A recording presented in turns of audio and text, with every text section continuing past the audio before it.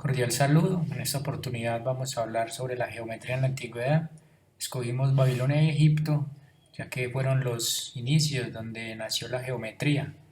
Esta investigación fue realizada por la señorita Isabel Cristina Corrales y Juan Fernando Yepes Velázquez.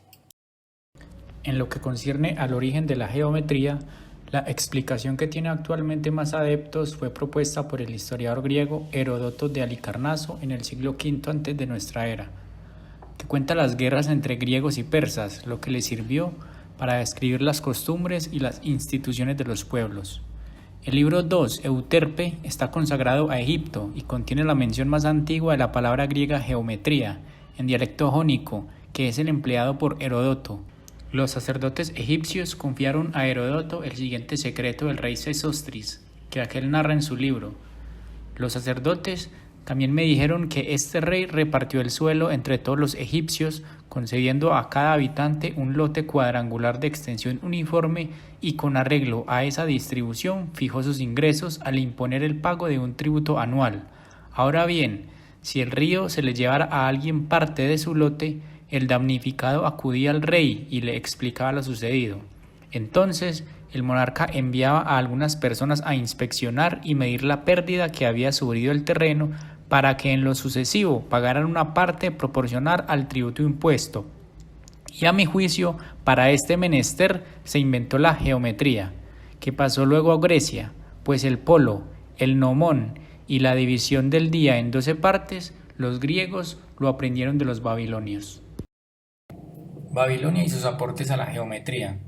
Babilonia estuvo ubicada en Mesopotamia entre los ríos Tigris y Éufrates, tal como se aprecia en el mapa.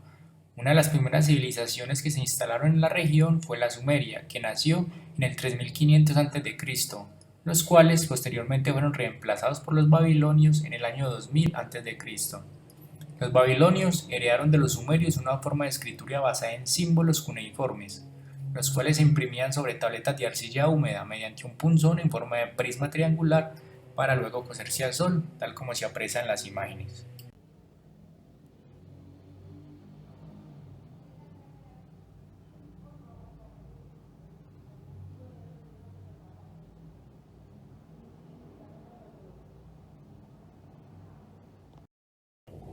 El registro matemático y geométrico de esta civilización quedó almacenado en unas tablillas, de las cuales las más importantes que se conocen son Susa, Yale, Divayi, Plimpton y Babilónica. Tablilla de Susa.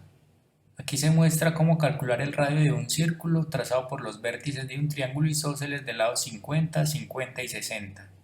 Tablilla de Yale. Se muestra un cuadrado con las diagonales dibujadas y números grabados con el equivalente al número 30, escrito cerca de uno de los lados y cerca del centro, dos números que equivalen a 1.41, que es una buena aproximación a 2 menos raíz de 1.41. Tablilla Divayi se descubrió en los años 60 cerca de Bagdad, donde se muestra cómo se obtienen los lados de un rectángulo a partir de su área y la medida de su diagonal. Tablilla Plimpton es quizá una de las tablillas más importantes que se conocen en la actualidad. Es una lista de ternas pitagóricas, pero ¿qué es una lista de ternas pitagóricas? Es una terna de números naturales ABC por ABC que cumplen la condición a al cuadrado más b al cuadrado igual a c al cuadrado. Como ejemplo tenemos que 6 al cuadrado más 8 al cuadrado es igual a 10 al cuadrado, ya que 6 al cuadrado es 36 más 8 al cuadrado es 64, que da un resultado de 100. En una reciente publicación titulada Secretos matemáticos de tableta antigua, descifrados después de casi un siglo de estudio, han descubierto el propósito de una tablilla de arcilla babilónica, denominada la Plimpton 322, una tableta de casi 3000 años, que usa el teorema de Pitágoras 1000 años antes de Pitágoras, siendo el tablero trigonométrico más antiguo y preciso del mundo. Tablilla babilónica, también basada en el teorema de Pitágoras.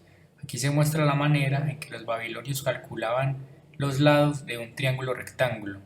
Si 4 es la largura y 5 la diagonal, que es la anchura, su tamaño no es conocido. 4 veces 4 es 16, 5 veces 5 es 25. Si se toma 16 de 25 queda 9.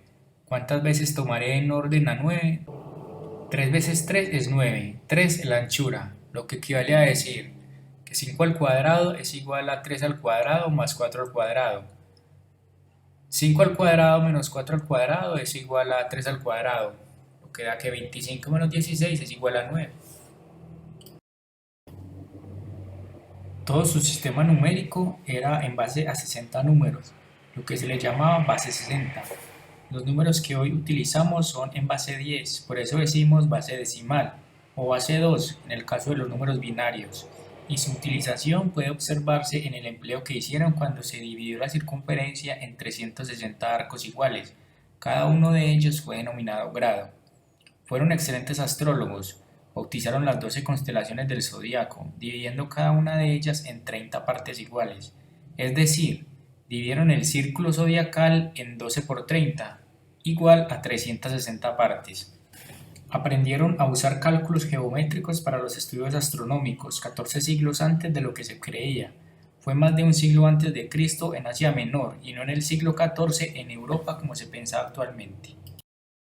La invención de la rueda abrió el camino al estudio de la circunferencia, por ello se piensa que contribuyeron a la longitud de la circunferencia en relación con su diámetro. El diámetro cabe 3 veces y un poco más en la circunferencia, a cuya relación se le llama número pi. Sabían trazar un hexágono regular escrito en una circunferencia y podían calcular la superficie de un terreno y el área de un trapecio rectangular, además de calcular el volumen de sólidos como el cilindro o de prismas rectos. La geometría en Egipto. Las inundaciones frecuentes del río Nilo llevaron a los antiguos habitantes de esa región a ingeniárselas para así poder cuidar la tierra en que sembraban. Allí surge el arte de medir terrenos. Los geómetras egipcios eran llamados tensadores de la cuerda, ya que usaban para señalar las fronteras sobre el terreno. Por otra parte, la arquitectura egipcia desarrolló verdaderas maravillas, en las que aplicaron sus conocimientos de la aritmética y la geometría. Por ejemplo, en la orientación de sus templos y pirámides debieron realizar cálculos muy exactos. Los egipcios dominaron los triángulos medidos con nudos equidistantes, consiguieron un ángulo recto y por tanto triángulos rectángulos, diferenciaban hipotenusa de catetos, hallaban áreas de cuadros, rectángulos, rombos y trapecio. Daban el área del círculo un valor aproximado, porque para pi suponían 3,16. Conocían el cilindro, el tronco de cono, el tronco de pirámide y las pirámides. Dominaron perfectamente los triángulos gracias a los anudadores. Los anudadores egipcios hacían nudos igualmente espaciados que servían para medir. Fueron los primeros en observar que uniendo con forma de triángulo cuerdas de ciertas longitudes se obtiene un ángulo recto. También conseguían mediante estos nudos triángulos rectángulos. Pitágoras recogió toda esta experiencia geométrica para su teorema. Para las construcciones utilizaban cuerdas con nudos situados a la misma distancia. Para hacer triángulos rectángulos contaban 12 nudos. Luego hacían un triángulo cuyos lados fuesen 3, 4 y 5, en total 12, tal y como vemos en el dibujo. Pues bien, el ángulo que forman los lados 3 y 4 es siempre recto. Ya para culminar, quisimos regalarles algo de geometría sagrada, que fue un término que encontramos durante nuestra investigación, el cual desconocíamos. La geometría sagrada hace referencia al conjunto de formas geométricas que se encuentran presentes en el diseño de ciertos sitios considerados sagrados, principalmente iglesias, catedrales y mezquitas, junto con los significados simbólicos y esotéricos que se le atribuyen basándose en sus propiedades. Debido a su trasfondo religioso y filosófico, su énfasis en la geometría y la matemática y su relación con la construcción de catedrales, la geometría sagrada está asociada con la masonería. Y en la imagen se puede apreciar una de las formas que más se encuentran en la internet, en la cual se representa al dios Anubis, que es el guardián de las tumbas, asociado con la muerte y la vida. Muchísimas gracias.